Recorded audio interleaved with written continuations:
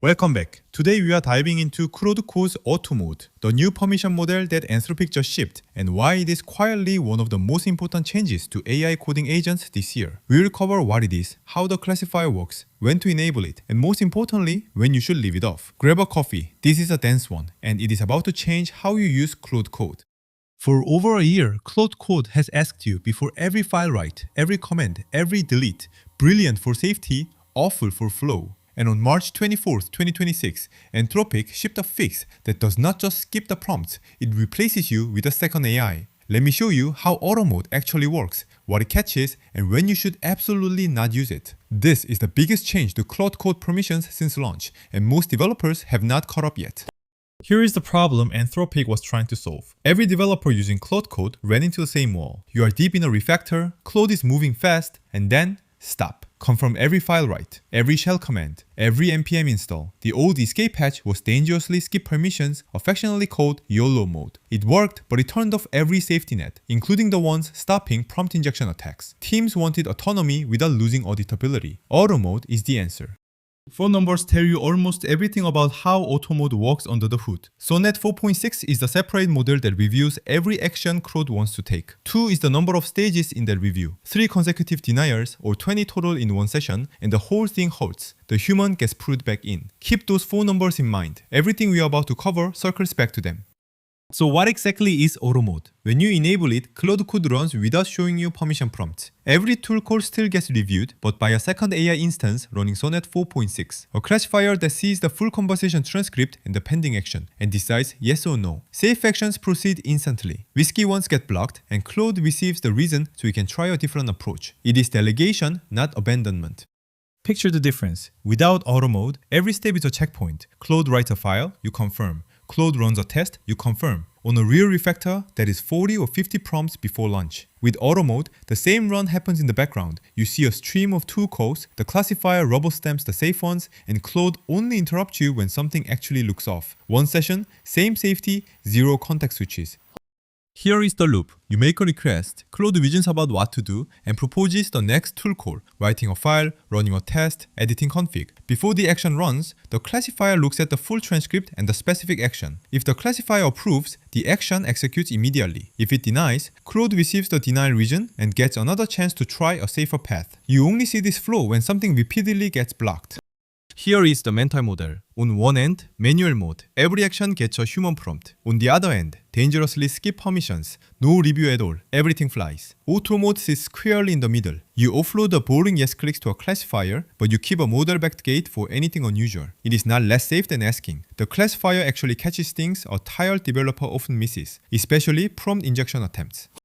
Put them side by side, and the trade-off becomes obvious. Dangerous bypass mode trades safety for pure speed. A compromised prompt or a web page full of malicious instructions can steer Claude anywhere it wants, and you will not see it happening. Auto mode trades a little latency for a real gatekeeper. The classifier sees the same transcript, the same proposed action, and applies the same criteria every single time. It is reproducible oversight without the click fatigue.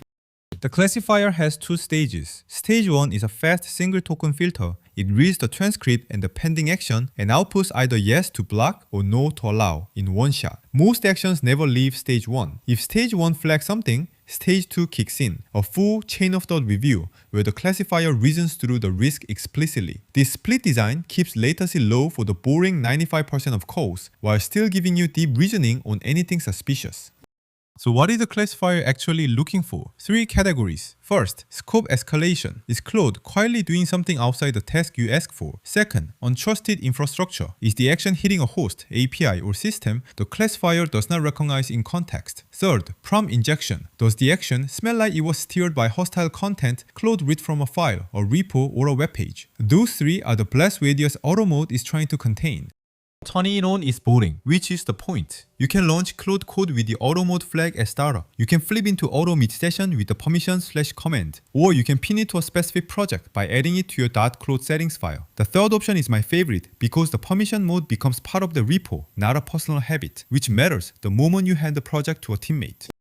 Here is what a real session looks like. You flip auto mode on, you give Claude a task, refactor the auth middleware. Claude proposes writes, test runs, git commits, and each one passes through the classifier in the background. You see the verdicts in line. When it flags something like a suspicious call to an unknown host, it does not silently skip it. It tells Claude. Claude retries with something safer, and the session keeps moving. That is the whole user experience. Auto mode is not open loop. Anthropic built 2 queue switches into the system, 3 consecutive denials in a row, and the whole session pauses. You get pulled back in to decide what is going on. 20 total denials across a single session, same thing happens. These backstops exist for exactly one scenario. A prompt injected or overeager Claude that keeps pushing toward an outcome you would not want. It is not a performance limit you will hit during normal work. It is a safety circuit for the edge cases. Now the important bit that most tutorials skip, subagents. When Claude spawns a subagent in auto mode, the classifier evaluates 3 distinct checkpoints. First, the spawn itself. It reviews the delegated task description before the subagent even starts. Second, inside the subagent, every tool call runs through the same block and allow rules as a parent session. Third, the subagent's own permission mode in its fun matter is intentionally ignored. You cannot opt a subagent out of oversight. Let that sink in for a second. In auto mode, subagents cannot vouch for themselves. A militia skill cannot declare its own permission mode and slip through. A parallel agent team, say Scout, Pixel, Compass, Strategist, each gets its own classifier gate on every tool call. From an auditability standpoint, it is a difference between trusting a single reviewer and trusting a reviewer per lane. It is also why Anthropic says the classifier is a trust boundary, not the agents. Here is where auto mode sits in the full permission model. Ask mode is the default. Every single call needs Euroclick. Accept edits skips the prompt only for file edits. Plan mode pauses to approve the plan before acting. Bypass mode turns everything off. Auto mode is the new row at the bottom. Prompts only for things the classifier flags. Auto approves the safe 95%. And it is the only mode where a second AI is actively watching.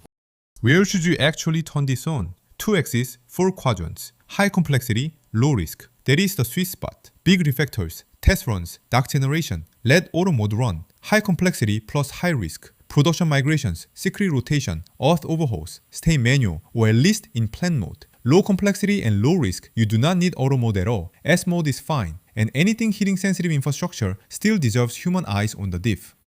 This is the line from Anthropic's engineering post that captures the design philosophy. The classifier is always Sonnet 4.6, no matter what your main model is. That matters because the classifier's judgment is consistent across Opus, Sonnet, and Haiku sessions. And the sentence about subagents is the whole point. Auto mode shifts trust from every individual actor to a single, always-on gatekeeper. That is the architecture that makes it safer than bypass and faster than manual. The pro move here is to scope auto mode to a project, not your entire workflow. Put it in the .code settings file alongside your permissions block, and then glance at the denial log every few days. Denials are the interesting signal. They tell you where the classifier keeps wanting to stop Claude, which usually points to an ambiguous task or a script with untrusted calls. Tune your prompts from the log, not from feelings. 5 minutes from now, you will remember 4 things about auto mode, and these 4 stats are basically a cheat sheet. 1. Separate classifier AI, always running Sonnet 4.6, no matter what your main model is. 3. Risk categories, scope escalation, untrusted infrastructure, and prompt injection. 2. Stages inside the classifier, a fast yes or no filter first, then chain of thought reasoning only when the filter flags something. And 2. Backstops, 3 consecutive denials or 20 total in one session will always pull you back in. Those numbers are the whole blueprint. If auto mode changed how you think about AI agents, hit subscribe so the next one finds you. Next up, we compare Claude Code skills and MCP servers head to head, when to use which, and what Anthropic is pushing developers toward. The links to Anthropic's official engineering post and the other research sources are pinned in the description. Drop a comment if you want a deeper breakdown of the classifier's chain of thought stage. See you in the next one.